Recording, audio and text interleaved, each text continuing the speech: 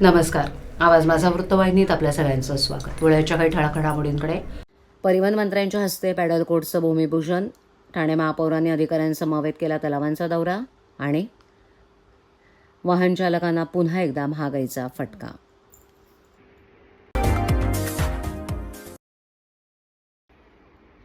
ओळा माजिवडा विधानसभा मतदारसंघातील Pokhran road number 2 येथील सिंधुताई सपकाळ तीरंदाजी केंद्रामध्ये खेळाडूंसाठी अत्याधुनिक पॅडल कोर्ट उभारणीच्या कामाचं भूमिपूजन परिवहन मंत्री स्थानिक आमदार प्रताप सरनाईक यांच्या हस्ते संपन्न झालं. या पॅडल कोर्ट प्रकल्पाच्या संकल्पना युवा सेना कार्याध्यक्ष पूर्वे सरनाईक यांची असून युवकांना आंतरराष्ट्रीय दर्जाच्या क्रीडा सुविधा उपलब्ध करून देण्याच्या दृष्टीनं हा महत्त्वपूर्ण उपक्रम राबवण्यात येतोय. याप्रसंगी ठाणे शहराच्या महापौर शर्मिला पिंपळकर, स्थानिक नगरसेविका परीक्षा सरनाईक, जयश्री डेव्हिड, सुलेखा चव्हाण, नगरसेवक सीताराम राणे उपस्थित होते. आधुनिक क्रीडा संस्कृतीला चालना देणं आणि युवकांना दर्जेदार सुविधा उपलब्ध करून देणं हा या उपक्रमामागील मुख्य उद्देश असल्याचं सरनाईक यांनी सांगितलं. यावेळेला बोलताना मंत्री सरनाईक म्हणाले की पॅडल हा जगभरात झपाट्यानं लोकप्रिय होत असलेला खेळ असून तो टेनिस आणि स्क्वॉशचा संगम मानला जातो. हा खेळ सर्व वयोगटांसाठी उपयुक्त आणि मनोरंजक असा आहे. ठाण्यातील खेळाडूंना आंतरराष्ट्रीय दर्जाच्या सुविधा मिळाव्यात, तसंच भविष्यात राष्ट्रीय स्तरावरील खेळाडू तयार व्हावेत, यासाठी हे पॅडल कोर्ट महत्त्वाची भूमिका बजावते. सिंधुताई सपकाळ तीरंदाजी केंद्रामध्ये उभारण्यात येणारे हे कोर्ट आधुनिक तांत्रिक सुविधांनी सुसज्ज असणार असून युवकांना नियमित सरावासाठी उत्कृष्ट व्यासपीठ उपलब्ध होणार आहे. ठाणे महापालिकेच्या माध्यमातून या कामाची अंमलबजावणी करण्यात येणार असून लवकरात लवकर काम पूर्ण करून खेळाडूंसाठी सुविधा उपलब्ध करून दिली जाईल, असं सांगण्यात आलं.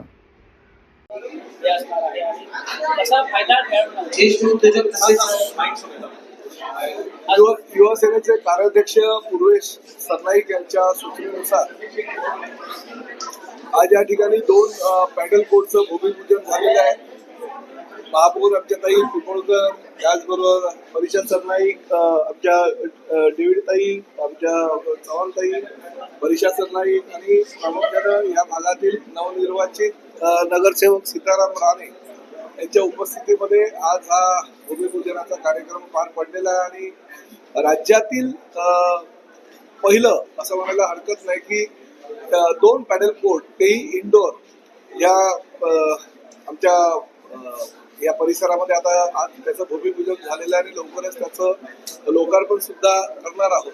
प्रामुख्यानं MS धोनी यांची एक संघटना आहे आणि त्याचबरोबर मॅकडॉनल्ड सारख्या एका मोठ्या कंपनीची पण एक संघटना आहे आणि त्या संघटनेच्या माध्यमातून त्यांच्या अंडर हे पॅडल कोर्ट चाललं जातील.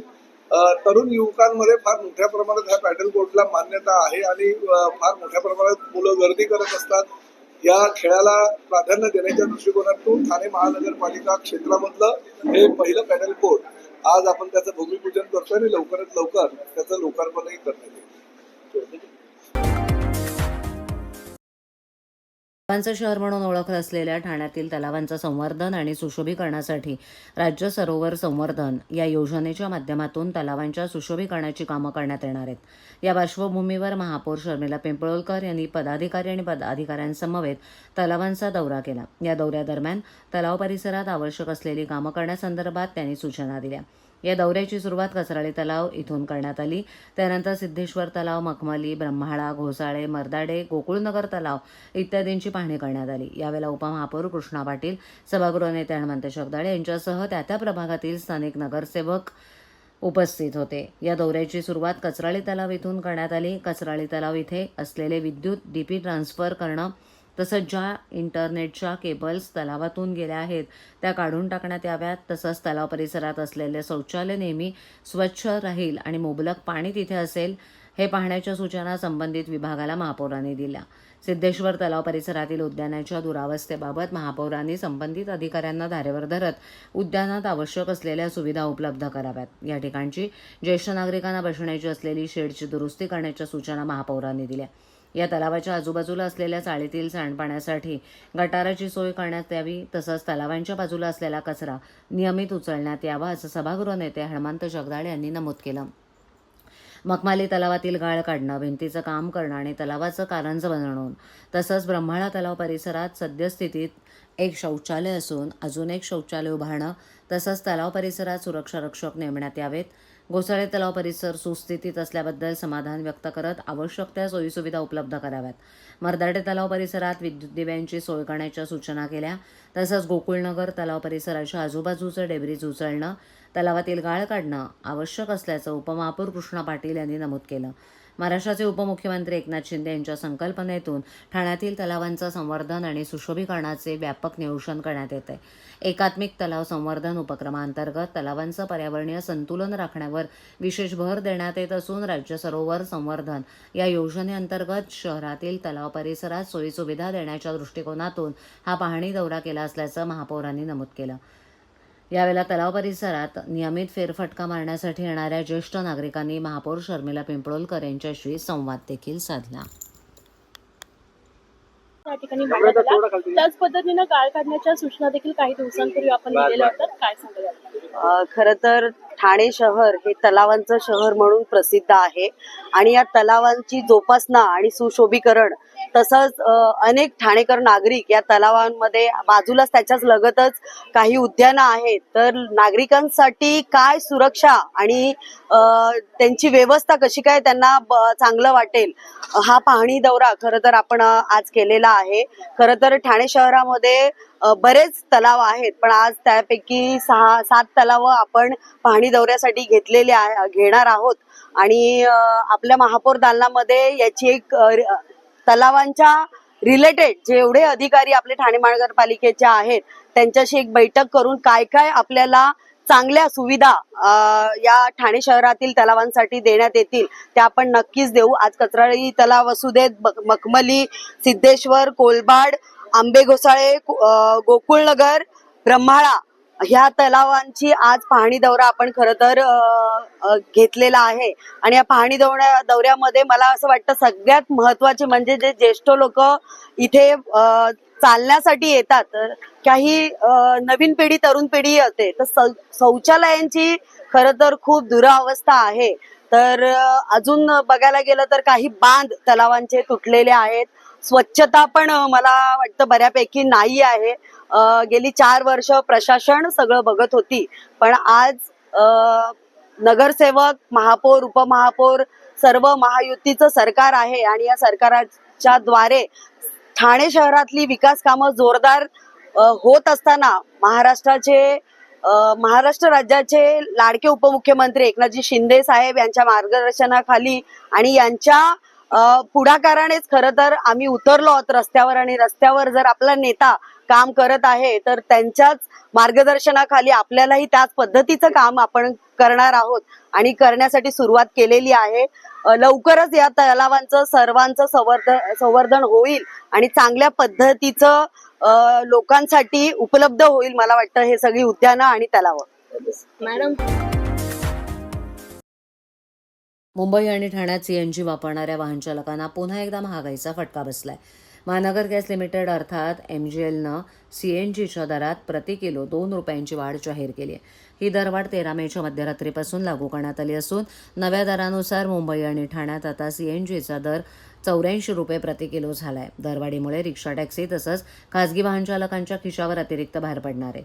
दरम्यान आंतरराष्ट्रीय बाजारातील गॅस दर आणि पुरवठा खर्च वाढल्यामुळे ही दरवाढ करण्यात आल्याची माहिती सूत्रांकडून मिळते. सीएनजी दरवाढीचा नागरिकांच्या दैनंदिन खर्चावर नेमका किती परिणाम होणार आहे हे पाहणं ठरेल. पुण्यातील साकेत पोलीस ग्राउंडच्या शेजारी असलेल्या मोकळ्या मैदानाला आज अचानक भीषण आग लागल्याची घटना घडली. या मैदानात मोठ्या प्रमाणावर हिरवळ आणि झाडं असून आगीमुळे परिसरात धुराचे मोठे लोट पसरले होते. साकेत पोलीस ग्राउंडवर दररोज पोलीस भरतीसाठी तयारी करणारे युवक सराव करत असतात. मात्र अचानक लागलेल्या आगीमुळे परिसरात काही काळ घबराटीचं वातावरण निर्माण झालं. आग नेमकी कशामुळे लागली याचं कारण अद्याप अस्पष्ट आहे. सुदैवानं या घटनेत कोणतीही जीवितहानी अथवा दुखापत झालेली नाही. मात्र मोठ्या प्रमाणावर गवत आणि झाडांचं नुकसान झाल्याची प्राथमिक माहिती समोर येते. दरम्यान पोलीस आणि अग्निशमन विभागाकडून आगीचं नेमकं कारण शोधण्याचं काम सुरू आहे. पुण्यातील साकेत पोलीस ग्राउंडच्या शेजारी असलेल्या मोकळ्या मैदानाला आज अचानक भीषण आग लागल्याची घटना घडली. या मैदानात मोठ्या प्रमाणावर हिरवळ आणि झाडं असून आगीमुळे परिसरात धुराचे मोठे लोट पसरले होते. साकेत पोलीस ग्राउंडवर दररोज पोलीस भरतीसाठी तयारी करणारे युवक सराव करत असतात. मात्र अचानक लागलेल्या आगीमुळे परिसरात काही काळ घबराटीचं वातावरण निर्माण झालं. आग नेमकी कशामुळे लागली याचं कारण अद्याप अस्पष्ट आहे. सुदैवानं या घटनेत कोणतीही जीवितहानी अथवा दुखापत झालेली नाही. मात्र मोठ्या प्रमाणावर गवत आणि झाडांचं नुकसान झाल्याची प्राथमिक माहिती समोर येते. दरम्यान पोलीस आणि अग्निशमन विभागाकडून आगीचं नेमकं कारण शोधण्याचं काम सुरू आहे. सन 2008मध्ये कल्याणमध्ये रेल्वे भरती परीक्षेसाठी आलेल्या परप्रांतीय परीक्षार्थींना झालेल्या कथित मारहाण प्रकरणी बुधवारी ठाणे न्यायालयात हजर झाले. या प्रकरणाची सुनावणी न्यायमूर्ती अभिजित कुलकर्णी यांच्या न्यायालयात सुरू होती. यावेळेला न्यायालयानं राज ठाकरे यांच्याशी सवाल जबाब करत प्रकरणात भूमिका विचारली. न्यायालयीन प्रक्रियेदरम्यान न्यायाधीशांनी राज ठाकरे यांना विचारलं की मनसे कार्यकर्त्यांनी लाठीकाठ्या घेऊन उत्तर भारतीय परीक्षार्थींवर हल्ला केल्याचा आरोप आहे. याबाबत तुम्हाला काही सांगायचं आहे का? यावर उत्तर देताना राज ठाकरे म्हणाले की ही खोटी केस दाखल करण्यात आली आहे. घटना घडली तेव्हा मी ठाण्यात नव्हतोच तर नाशिकमध्ये होतो. यावेळेला न्यायालयानं कथित चिथावणीखोर भाषणाचा मुद्दाही उपस्थित केला. तुमच्या भाषणामुळे ही घटना घडल्याचं जबाबात नमूद आहे. त्या भाषणाची सीडी मिळवण्याचा प्रयत्न झाला मात्र ती उपलब्ध झाली नाही असं न्यायालयानं नमूद केलं. त्यावर राज ठाकरे यांनी पुन्हा सांगितलं की या घटनेला जवळपास 20 वर्ष झाली. त्या काळात मी ठाण्यात नव्हतो. या प्रकरणात सरकारी पक्षानं युक्तिवाद मांडला तर राज ठाकरे यांच्या वतीनं ॲडव्होकेट सयाजी नागरे यांनी बाजू मांडली. सुनावणीनंतर न्यायालयानं पुढील तारीख 18 मे निश्चित केली असून त्या दिवशी राज ठाकरे यांची वैयक्तिक उपस्थिती आवश्यक नसल्याचं स्पष्ट केलं. या प्रकरणात आत्तापर्यंत 12 साक्षीदारांचे जबाब नोंदवण्यात आले असल्याची माहिती ॲडव्होकेट सयाजी नागरे यांनी दिली. त्यांच्या म्हणण्यानुसार आता न्यायालयीन प्रक्रिया 313 अन्वये पुढे जाणार आहे. या टप्प्यात साक्षीदारांच्या जबाबांबाबत प्रतिपक्षाला मत मांडण्याची संधी दिली जाते. पुढील सुनावणीत अंतिम युक्तिवाद होण्याची शक्यता असून त्यानंतर न्यायालयाचा निकाल अपेक्षित असल्याचं त्यांनी म्हटलंय. प्रमाणे स्टेटमेंट रेकॉर्ड करण्यासाठी प्रक्रिया होती. त्या अनुषंगाने राजसाहेब आणि बाकीचे पण पक्षकार जे होते त्यांच्या सर्वांच्या जबानी घेतण्यात आल्या. जबानी रेकॉर्ड झाल्यानंतर प्रक्रिया ती संपवली. आता जी नेक्स्ट स्टेप आहे ते final arguments from the prosecution and defence साईडने होणार. सर ह्यामध्ये आज किती जण हजर झाले होते आणि काय सांगाल? टोटल 7 जण 7+1 8 जण होते लोक. गेल्या वेळेस राजसाहेबांना ज्यावेळेस जे आहे न्यायाधीशांनी विचारलं होतं की तुम्हाला हा गुन्हा कबूल आहे का, त्यानंतर त्यांनी सुद्धा सांगितलं की त्या प्रकरणाचं ते नेमकं काय घडलं. नाही, त्यांनी सुरुवातीला पण सांगितलेलं या गुन्ह्याशी माझा काही संबंध नाही आहे किंवा जेव्हा गुन्हा घडला त्यावेळी ते नाशिकमध्ये होते. घटनास्थळावर हजर वगैरे नव्हते ते. काय नेमकं युक्तिवाद आज करण्यात आलेला आज काही युक्तिवाद झाला नाही. आज फक्त ही स्टेटमेंट रेकॉर्ड करण्यात आलं. आहे? तारीख नेक्स्ट स्टेटमेंट नेक्स्ट डेट 18 मे. स्टेटमेंटमध्ये काय उपस्थित राहावं लागणार आहे. नाही 18 मेला नाही, किती दिवस चालेल? 2008 पासून. भविष्यात किती याच्यामध्ये अपेक्षित आहे की सगळं व्हेरी सून. तारीख सांगता नाही. किती लोकांचे स्टेटमेंट घेण्यात आलं? तपास अधिकारी जे आहेत अरुण जगतापमधून त्यांनी तुमच्या विरोधात तपासाची परवानगी मिळवली. हां, त्यावेळी दबावामध्ये उत्तर असं होतं की तत्कालीन सरकारने दबावापोटी आणि नाही ते माझ्या पक्षकारांचं ते उत्तर नव्हतं. ते दुसरे जे पक्षकार होते त्यांचं उत्तर होतं. आणि याच्यामध्ये राज ठाकरे यांनी उल्लेख केला होता की घटनेच्या वेळी ते नाही. हां, तो प्रश्न काय होता, उत्तर काय होतं? ही जेव्हा घटना घडली त्यावेळेला ते सीन ऑफ ऑफेन्सला हजर नव्हते. ते नाशिकमध्ये हजर होते. तो प्रश्न त्यांना विचारण्यात आला. हे जे आरोप राज ठाकरे केले ते सर्व आरोप त्यांनी फेटाळले. होय, आणि जो गुन्हा दाखल तो खोटा दाखल केलेला आहे. तो त्यांनी. हो. पुढील सुनावणी काय सांगितलं? हां, पुढील सुनावणी कधी आहे? 18 मे. राज ठाकरेंना अपेक्षित आहे यांना 18 तारखेला? नाही, 18ला नाही. ओके. परिसरातील साबेगाव इथे असलेल्या श्री खेडादेवी ज्वेलर्स दुकानात पिस्तुलाचा धाक दाखवत दरोड्याचा प्रयत्न झाल्याची धक्कादायक घटना मंगळवारी घडली आहे. या घटनेत दुकान मालक शंभू सिंग यांच्या हातावर चाकूनं वार करण्यात आला असून त्यांना किरकोळ दुखापत झाली आहे. मिळालेल्या माहितीनुसार 13 मे रोजी दुपारी एक अनोळखी इसम श्री खेडादेवी ज्वेलर्स दुकानात घुसला. त्याने दुकान मालकाला पिस्तुलाचा धाक दाखवत लुटीचा प्रयत्न केला. या घटनेनंतर समोरील दुकानदार मदतीसाठी धावत येताच आरोपींनं गावठी पिस्तूल दाखवत घटनास्थळावरून पळ काढला.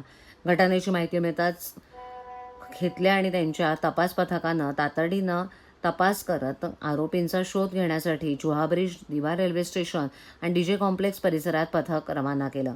अखेर पोलिसांनी अथक शोध मोहीम राबवत आरोपींना दलदलीच्या गटाराच्या पाण्यात लपून बसलेल्या अवस्थेत ताब्यात घेतलं. तब्बल 2 तास गटारात लपून बसलेल्या आरोपींना बाहेर काढून अटक करण्यात आली आहे. आरोपींकडून गावठी कट्टा आणि चाकू जप्त करण्यात आले आहेत. दरम्यान घटनास्थळी मुंब्रा पोलीस ठाण्याचे वरिष्ठ पोलीस निरीक्षक पोलीस शरद कुंभार यांच्यासह अप्पर पोलीस आयुक्त पंजाबराव उगले, डीसीपी अमरसिंग जाधव यांनी भेट देत पाहणी केली.